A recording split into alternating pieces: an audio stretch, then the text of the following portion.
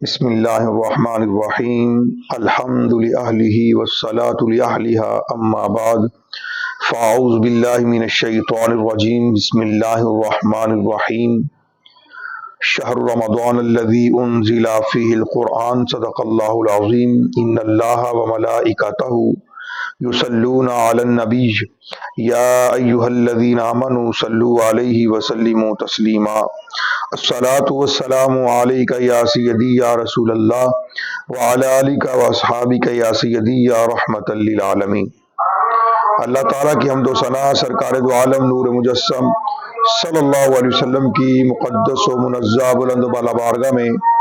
ہدیہ درود و سلام عرض کرنے کے بعد محتشم ناظرین و سامعین السلام علیکم ورحمۃ اللہ وبرکاتہ۔ رمضان مبارک کا مقدس مہینہ اپنی منزل کی طرف رواں دواں ہے اور رمضان مبارک کی بڑی شانیں بڑی رفتیں ہیں۔ اللہ تعالی ہمیں اس کی قدر و قیمت جاننے کی توفیق عطا فرمائے۔ تفسیر البیان کے اندر موجود ہے کہ جو بندہ ناپ تول کے اندر خیانت کرتا ہے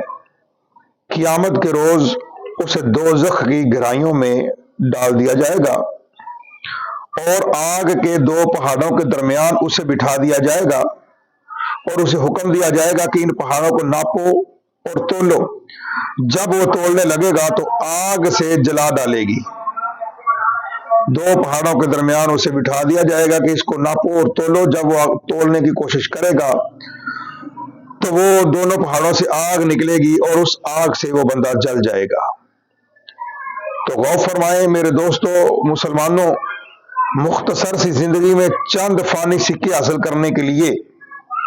اگر ڈنڈی مار لی تو کس قدر شدید عذاب کی وعید ہے۔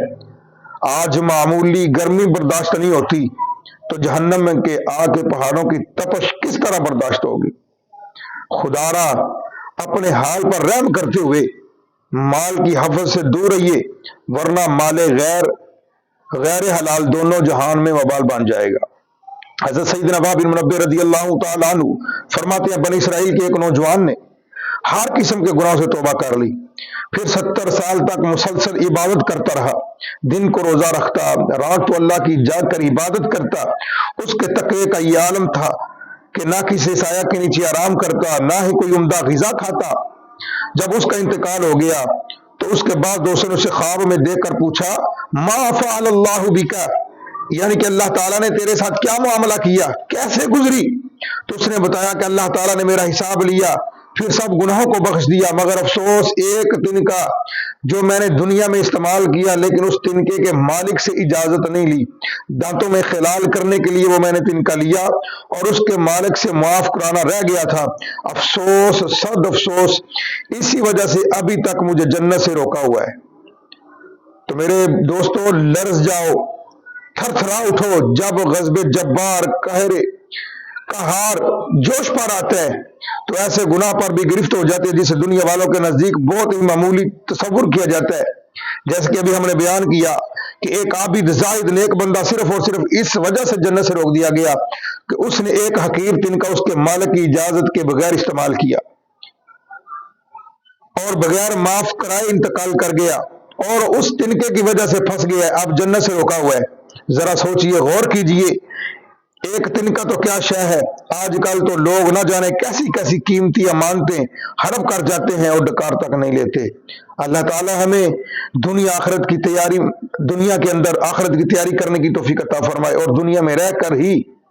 ہمیں اپنے گناہوں کی معافی مانگنے کی بھی توفیق عطا فرمائے، اور جن لوگوں کا ہم نے حق کھایا ہوا ہے اور جن کا ہم نے قرضہ دبایا ہوا ہے اللہ تعالیٰ ہمیں ان کو واپس کرنے کی بھی توفیق عطا فرمائے، اور اگر کوئی بندہ آپ سے ناراض ہے اسے معافی مانگے، اسے جائے، ابھی آپ کے پاس وقت ہے۔ اگر یہ زندگی چلی گئی تو پھر کہیں ایسا نہ ہو کہ اگر ایک بندہ پرہیزگار اس سے ایک تنکے کے بارے میں پوچھا جائے تو آپ نے اتنے لوگوں کا حق مارا ہے اور آپ سمجھتے ہیں مجھ سے پوچھنے والا ہی کوئی نہیں۔ اللہ تعالیٰ ہے پوچھنے والا، تو اس سے بہتر ہے کہ آپ دنیا میں رہ کر ہی بندے سے بھی معافی